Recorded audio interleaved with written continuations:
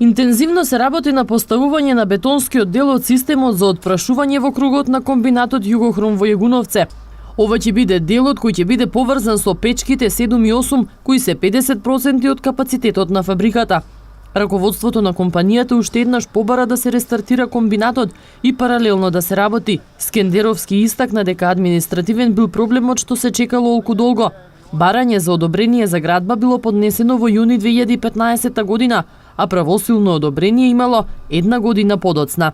Ставот на Министерството за животна средина беше секогаш дека без комплетно поставување на системот за отпрашување Југохром не може да продолжи да работи, а ние велевме дека ако Југохром не почне да работи со производство, дека воопшто не можеме од економски причини пред се не можеме да го интензивираме, не можеме да интензивираме работата за поставување на систем за отпрашување.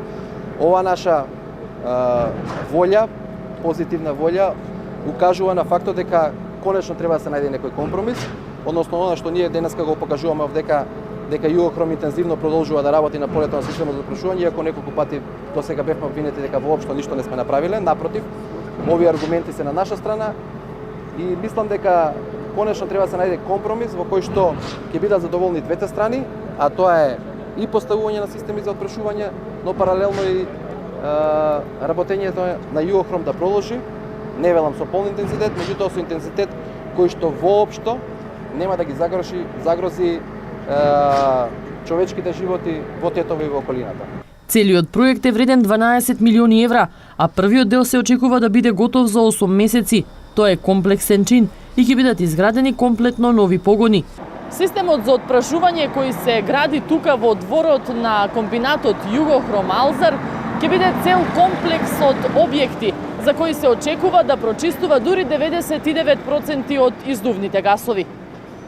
Од синдикатот на работниците велат дека досега притисок правели и кон институциите, но и кон раководството на компанијата, заради како што велат да се намали економскиот и социјалниот проблем, односно работниците да бидат вратени на работа. Вработените кои се отпуштени, фактички беа задржани 4 месеца на работен однос, меѓутоа ради неможност финансиски да се издржува, тие се отпуштени. И тие што имаат наполнето работен стаж од 9 месеци, над 9 месеци, тие примале по една плата од Завод за вратување, додека останатите остануваат без никакви приводи. На 31 октомври минатата година истече рокот за поставување филтри, па на 2 ноември веќе беа исклучени сите печки. Комбинатот не работи веќе 6 месеци, а отпуштените работници во неколку наврати во знак на револт го блокираа патот Тетово-Скопје.